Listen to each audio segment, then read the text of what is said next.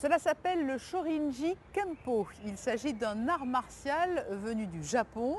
Samedi avait lieu au Stade Louis II les championnats d'Europe de Shorinji Kempo et Frédéric Elion y assistait. Pour ce 6e Taikai grand rassemblement de Shorinji Kempo, 9 délégations européennes s'étaient donné rendez-vous à Monaco. Des combattants japonais étaient également de la fête, mais officiés en tant que juges. Le Japon, c'est d'ailleurs le pays où est née cette discipline. C'est un art martial qui a été fondé au sortir de la Deuxième Guerre mondiale par un espion japonais qui était infiltré en Chine et qui, de par sa pratique des arts martiaux, s'est retrouvé à être l'un des grands maîtres du fameux temple Shaolin.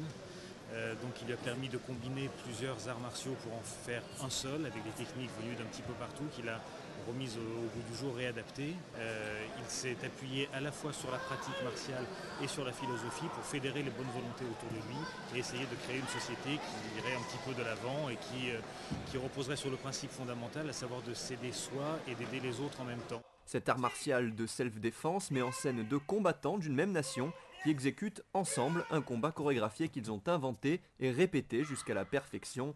Tour d'horizon des caractéristiques du Shorinji Kempo. Il compte environ 600 techniques, comme vous avez vu, coup de pied, coup de poing, chute, dégagement, saisie, immobilisation, qui n'ont qu'un seul but, de ne pas perdre. Il ne s'agit pas de gagner, il s'agit de ne pas perdre. Vous avez vu à la fin, il y a eu des démonstrations de randori, personne n'est déclaré vainqueur. Hommes, femmes, tout le monde peut pratiquer ce sport et comme au patinage artistique, les participants sont départagés par les notes des juges. Ils regardent l'efficacité de la technique, la façon de la faire, la concentration, les déplacements, la respiration, le regard, et si les techniques sont en rapport avec le niveau des compétiteurs. La discipline est nouvelle en principauté et pour leur première grande compétition, les combattants monégasques n'ont pas démérité. La délégation monégasque et les élèves monégasques sont tout jeunes, ont 2 ans et quelques de pratique, ont donc concouru dans la catégorie ceinture marron et ils se sont classés à peu près au milieu, ce qui est très bien pour une première compétition au bout de 2 ans de pratique. C'est vraiment un très bon résultat.